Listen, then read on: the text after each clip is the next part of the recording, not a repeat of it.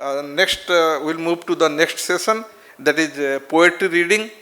I would like to invite our poets for this poetry reading session. I would like to request Gopika Jadeja, Mallika Sakya, C.P. Levin Byron, Chinmay Jena, M.K. Ajay, and Manu Das. Then I request Rasmi Mahapatra to please coordinate. Welcome to the English poetry reading session.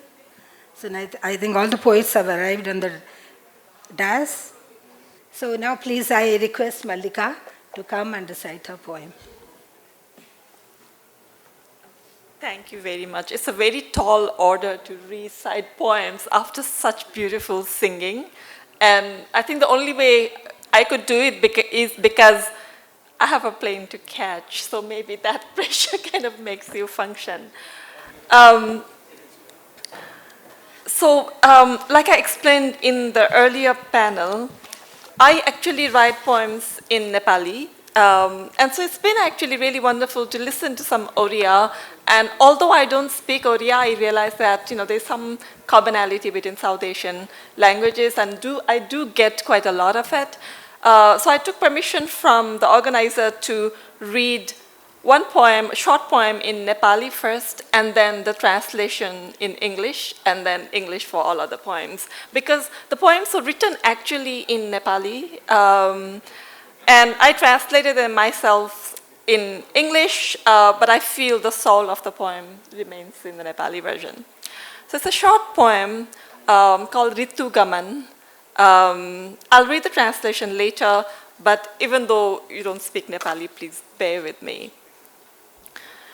ऋतु गमन पातहरू झर्दा तिमी गरुङ्गो हुन्छौ महलुङ्गो जस्तो शीत पर्दा आकाश सफा फाट्छ र जमिन चिसो सिकुडिन्छ तिमी पालुवा भएर पलाउँदा म उत्साहले चन्द्रोन्मुख थिएँ तिमी पालुवा भएर पलाउँदा म उत्साहले चन्द्रोन्मुख थिएँ तिमी लहरा भएर छाङ्गिदा म प्रेमले पहेँलपुर भएँ यो वर्षको शिशिर ऋतुमा तिमी उष्ण छौ म शुष्क तिमी फ्याँक्छौ आफ्नो वजनलाई भुइँमाथि र मतिर हेर्छौ आँखी भौ उठाएर म जड उभिएर तिमीलाई निहाल्छु एकजोर हावाको झोक्कामा तिमीले उडान भर्नु छ अब मुन्टो फर्काउँदै हात खुट्टा लछार्दै म जराहरूमा गाजिएर दृष्टि निचर्छु आँखा पुछ्दै सुस्केरा काट्दै हावामा तिम्रो मिठास छ अझै र हृदयमा कतै बिज्ने हल्कापन एउटा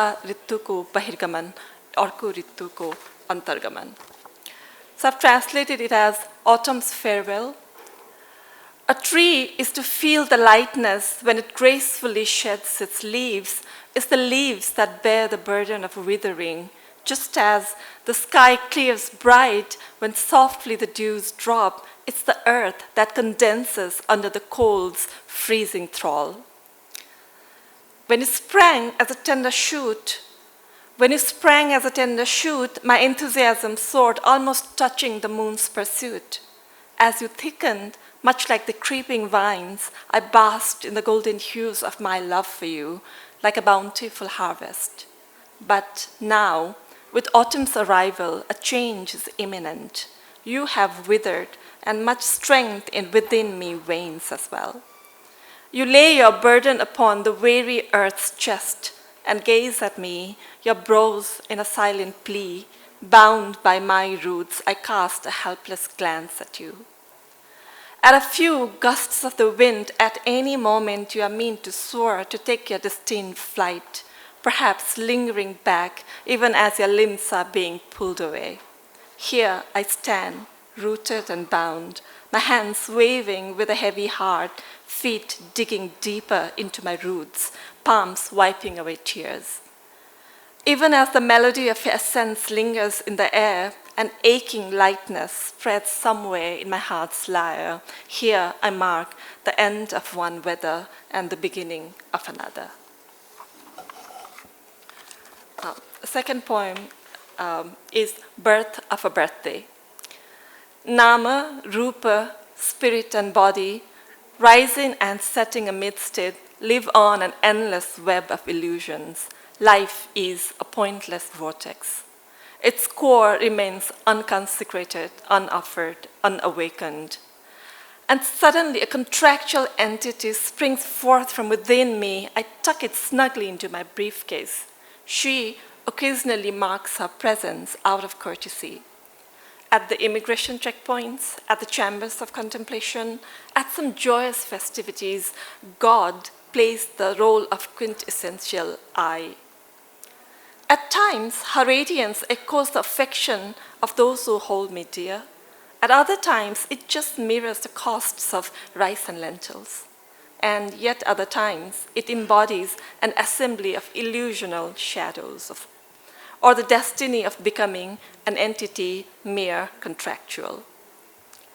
I contemplate, God is my woman. God speaks back, it's me who is hers. The core of her mind is there because I summon it, surmounting my amnesia. The meaning of my body is there because she shapes me, rising above her catastrophic instincts. Much like the timeless dilemma of the chicken and the egg continues its ceaseless spin, life, the most eternal of the vortexes, unconsecrated, unoffered, unawakened. That is perhaps the reason why God had possessed the spirit of that contractual entity, breaking into all those anxious murmurs and feverish shivers, contorting her, going on a tirade, proclaiming, a day much like today, and someone, come, I give birth to you. Go, there begins your voyage in this world. Live a life and die a death. Craft a story that has sweetness of your liberation. Sculpt a deity that embodies the root of your spirit. In the inaugural episode of my life story, Bhavi scribes the destiny upon my brow. In the second episode, society summons me by my name. The third, love's embrace. Fourth, sorrow's mournful face. Fifth, the grace of equanimity. Sixth, aging and withering. Seventh, finding my resting place. What an exquisite tale she weaves, more arresting than the enchantment of the most enchanting vortex, lovelier than love itself, livelier than life. You may go, O God, I grant you my forgiveness today. So the third poem is called Umbulula, the Witness of the Tsunami. And for those of you who might not have watched this particular documentary program that I watched long time back, it's on tsunami, and the scientists were trying to figure out what caused the tsunami, and they zeroed in on some really small little kind of, upheaval or hillock that they traced in the bottom of the ocean. And they thought even the tiniest of the turbulence in the seabed would cause this giant tsunami. That was the theory, which got contested when they found a really tiny plant on top of that little hillock. That is what is called Umbulula. And the idea was deep down in the oceans, it takes decades and decades for a little plant to emerge. And so if there is this one little plant, it couldn't have been a new structure. So then they kept looking, and then they found a huge turbulence. So then the theory had to be reevaluated. So that's Umbulula. One fine morning awakens the Mother Earth, mops her floors as usual, and sips her morning broth. Except today, there is one striking change in her demeanor. Her modesty's veil is nowhere to be seen. Now she radiates with self-assurance and pride. She is unshackled. She is free. Abruptly, she stirs into a fervor, breaking into a tandava, savage and unyielding, cataclysmic in her stride. Those who deemed herself her masters are left agog. Hear how her voice of catastrophe unfurls. You, the Rama, when I take the avatar of Sita. You are the Rama when I take the avatar of Sita. You, the Mahishashur, when I rise as your Mardini. You are caught in the labyrinth of illusions, and I, the great Daedalus of your destiny. Mother Earth contorts her face, roils every core, wriggling like a serpent wounded to the soul. She spits balls of fire, howling in rage, and then collapses on the ground, motionless, sighing the most profound sigh of relief, that is, tsunami. Beseeches a rattled male onlooker. That woman needs some more taming, he says. The next indicts her, the characterless. And the last among the three dismisses her as a silly, stubborn she. I stand as her lone witness, a humble Umbulula, standing shakily on the ocean's floor in the darkest of abyss. Here I submit my testimony, taking the spirit of the mighty Jatayu.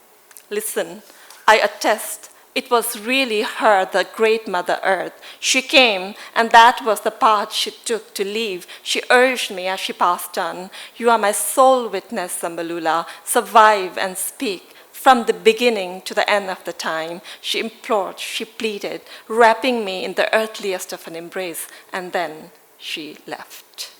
Okay, so this will be the last poem, and it's pretty short.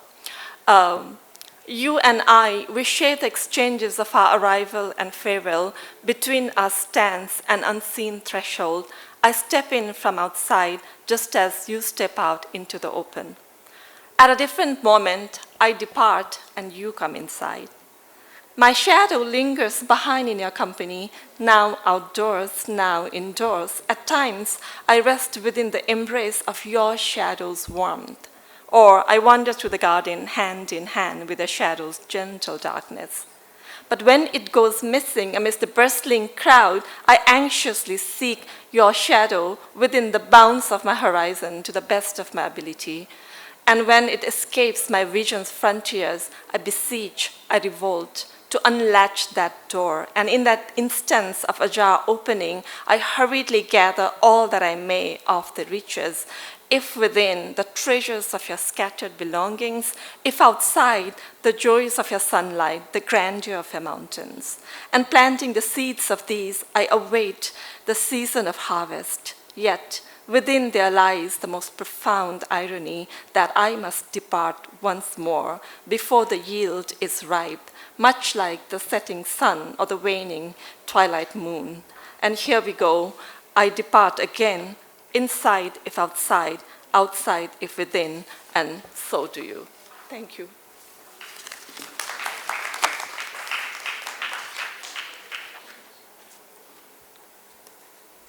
Thank you, Madam Mallika.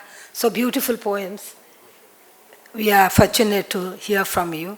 So now I request Mr. Manu Das. One poem short or long? Because time is precious, not the length of the poem.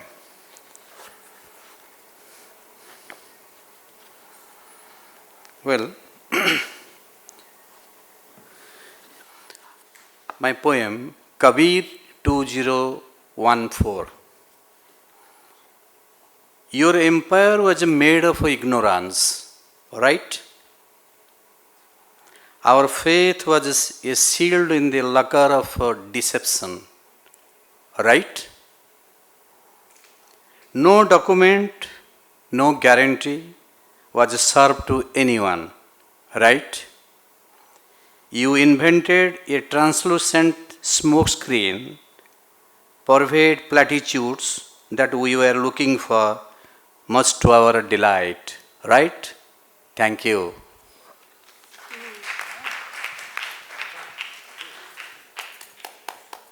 Thank you. So punctual, Mr. Director. So we are really thankful to you. So now I invite. I may be permitted to go to. Okay, you are permitted. Okay, I now request Gopika to come and, yeah, Gopika Jadeja, but I just call her, I take the advantage. Like, yeah. I'm going to read a couple of short poems. I've been told two. All right. So, the previous panel was about women. And we had two women with very powerful voices before us. And that reminds me of this series of poems I wrote called Women Reading. they were inspired by these Dokra statuettes of women reading. Many of you may have seen them. You know, in the late 90s, you saw a lot of them around. They were just statues of women in different positions, sitting, lying on the belly with a book, brass figurines. So, women reading. Ba, my father's mother, learned to read a newspaper. One headline, one incident, accident, obituary at a time. Moving her lips, forming the words as she read, she used to read the local Gujarati evening newspaper, Akila, sitting in the doorway every day, from as long back as I can remember, maybe earlier. From the time before Dada Bapu died, leaving her a widow in white and grey, for years longer than she has been a married woman. Aware maybe of mortality and loneliness, Ba always read all the Afsan-Nond, death notices, with the grainy black and white photographs garlanded with patterns of curly lines and dots, if you could afford the tempted illumination. When she died, no one remembered to send an Afsan-Nond to Akila.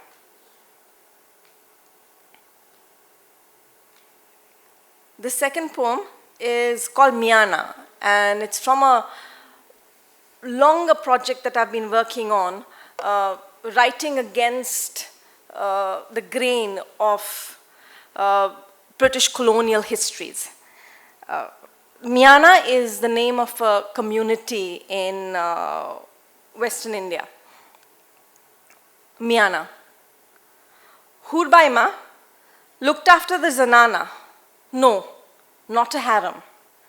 In my great-grandfather's household, formidable and beautiful, she could swim the Khadi, the Gulf, in record time. Young men would plead with her not to participate in the annual sea swimming competition, so they stood a chance to win.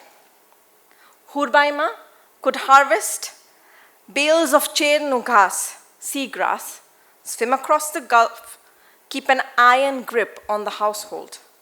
She was ayah and bodyguard. And she taught my mother her Urdu, Kutchi, inflected Gujarati. To say Zabardasti, to recognize dust in the Gujarati dasto, hand. So that when my mother is no more, I don't know where, when I will hear a Hindu woman, an upper caste Hindu woman, when in distress call out, Ya Ali Madad. And even as I say the words, it makes me cry, not just because she will die one day. As will we all, Ma says, death is nothing to be afraid of. But at the loss of a world I thought will stay forever, where our tongues take on the word music of other tongues we may not call our own, but which we can make our own. Staying in my great-grandfather's household in Kutch, my mother learned to understand many languages, the meanings of words like lodh.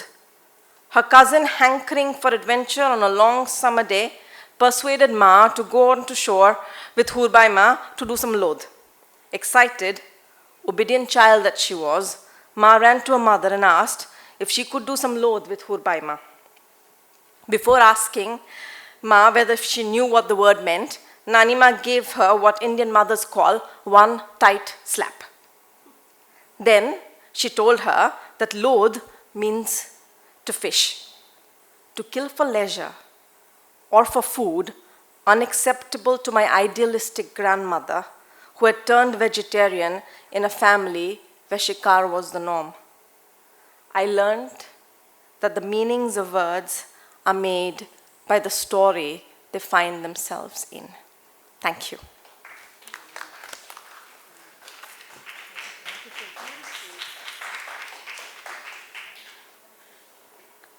Thank you, Gopika Jadeja. Those are so poignant, the poems were. Now I would request Mr. M.K. Ajay, please come.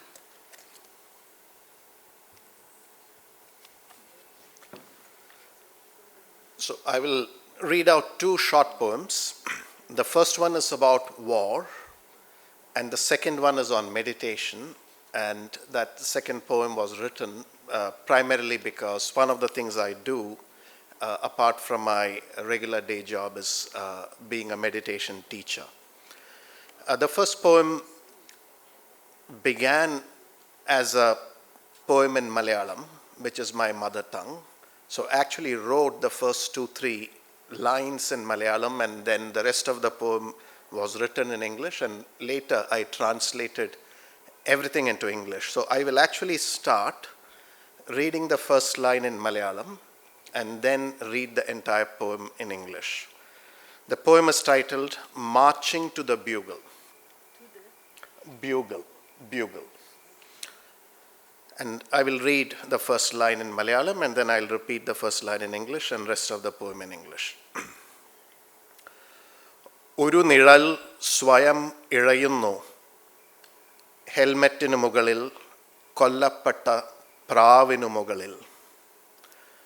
A shadow drags itself over helmets and a slain dove, racing itself into a field of broken paddy, watching a gun lick its last smoke tucked in a cold frozen arm. Memory adjusts his vision, and he sees sadness walking with his patriot anger. It was said that this was the sadness he knew from the story of giants coming down from a beanstalk to kill children and their dreams. When he becomes old, he would say that it was not the people themselves who were evil, but the stories they were told, the words they were fed. Not the giant themselves which killed, but the songs and speeches they marched against. The second poem is titled Centered, and like I said, it is a contemplation on meditation, especially the early Buddhist methods of meditation. Centered. In the middle of my mind, a pond. Around it, soft pebbles, green grass, and egret. Within the pond, ripples, goldfish that someone forgot to move into the aquarium. And within the goldfish are weeds, green homes, somebody's tadpoles. Within the weeds, coolness, mud, and shadows from an entire boyhood. Within the weeds are daydreams that goldfish swallow and kingfishers dive for. The egret hops and the mind is aflutter. I see the pond no more. I only feel its coolness on my skin, its caress becoming dreams floating into a black forest inside my sleep, inside my meditation. Thank you.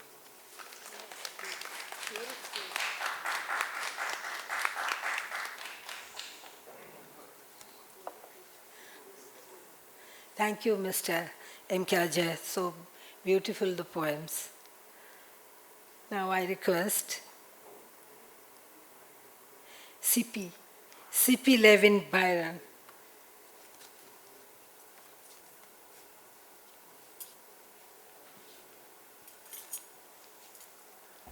Namaste.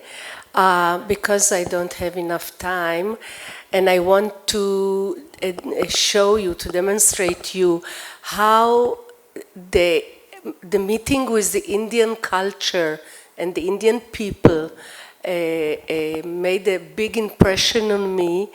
I want to ask my husband to read a poem that will demonstrate it.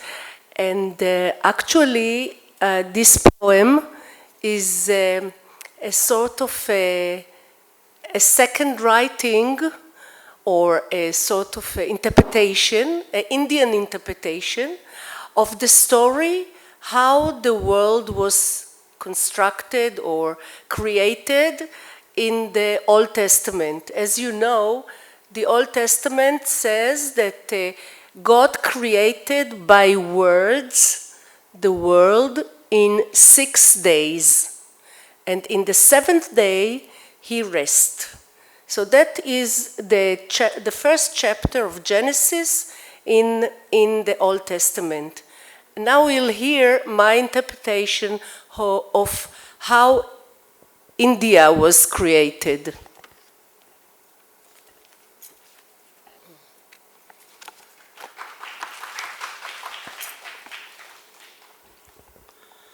I just wanted to add that while Tzipi wrote this poem in the original Hebrew, together we translated the poem into English, which is a very good indication of how much we love each other, because normally when somebody translates, it ends up in divorce. Hindustan was created in 6 days. On the first day, the Maharaja was created. His glow lit up the world. On the second day, the Brahmins were created. They divided the waters above from the waters below, extracted for themselves stars and stretched heavens. On the third day, the warriors were created. They inherited all the lands and the ashes. On the fourth day, the merchants were created. They invented 170 languages, quarried veins of silver, sifted gold dust from the water, imposing forged stones into their scales. On that day, they imported chain-collared slaves from the Sahara to grow towers and forts. On the fifth day, the servants were created, and the guards implanted in their shacks. They started waking the gods. Beneath them were the sweepers, with their heads between their knees, and those who crawled on the earth with a bunch of twigs. Between them were the people, beneath them were the people who worked in the gutters on the side of the road, and those who harnessed themselves to carts to carry passengers and weights. They also blessed the gods with a great roar, because beneath them were the trash diggers, who were happy as well, because beneath them were crossroad beggars, and they were also happy with their share, because beneath them were the wretched, who had no voice nor strength to beg. And beneath them there are more bottom rungs, and that I see not, I see not. I know not a thing about them. On the sixth day, the animals were created. Ganesh, the heavenly elephant, who all year round is abused in the fields, adorned with jasmines and daisies, he is thrown to the sea at Ganpati. On that day, the holy cow was created. She eats from the stands in the market, drools divine juice of apathy. And Hanuman, the monkey who jumps all day long, like my unstrained thoughts during yoga. And the peacocks with their heavy tails of pride that prevent them from flying, like the Sari Palu, the burden of heritage, on the woman's back. On that day, the camels of Rajasthan were created, with their double empty humps, a bent spine of pain and persistence. to cross the desert alive.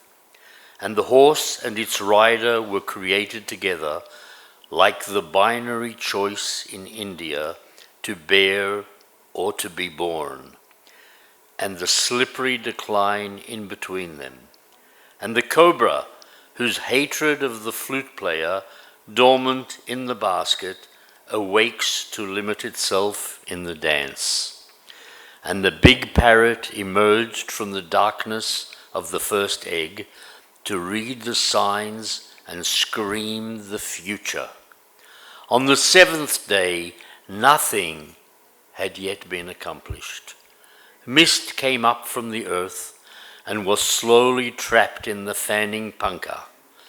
Everything was chaos and plans, with budgets dissolved into bribery. My Maharaja hovered in the lotus position, tasted a bit of the chutney, complained angrily, spitting a declaration that it was not good. Thank you. Thank you, Mr. Byron. The way you recited, it was so beautiful. And I really like the way you described India's formation, like Hindustan's formation. That's superb. Thank you. Let me just, to conclude the session, I'll recite my poem and we'll conclude it. So the poem is, the name is Uncelebration, because I don't celebrate. Being a woman, for me, what is to celebrate? What I see in my eyes is all uncelebration everywhere. I'm thirsty. Two are they, the bronze idol, the stone mermaid, the skeletal remains of holy shrine, a grand celebration of emptiness in God's den.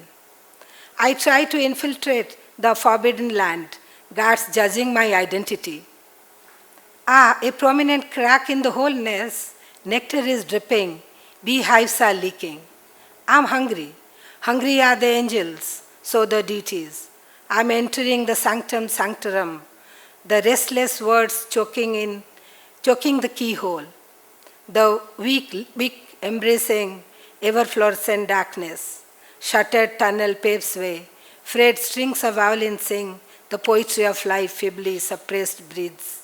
Suffocating truth are just strangers. Trust is a dangerous game here. Gift raft jerks, lies lustre remarks numb my unmindful existence. My hunger knows no salvation. I stretch my hands so the lifeless God and the uncountable souls, last spark of mirth ignites. Entangled valley of love burns again. Flames engulf flowers' beds. Before I am hounded by the hottest wind, the inner self jumps to the abyss and up to the heaven, unsteppable I. Unsteppable I try to invade days one after another, of future unknown. Stitch possible leakages in beehives, repair the crack, spread enormous residues of unfettered wishes on my last piece of bread. I run in my dreams towards shade of an amputated tree and learn to uncelebrate the presence of reality. Thank you.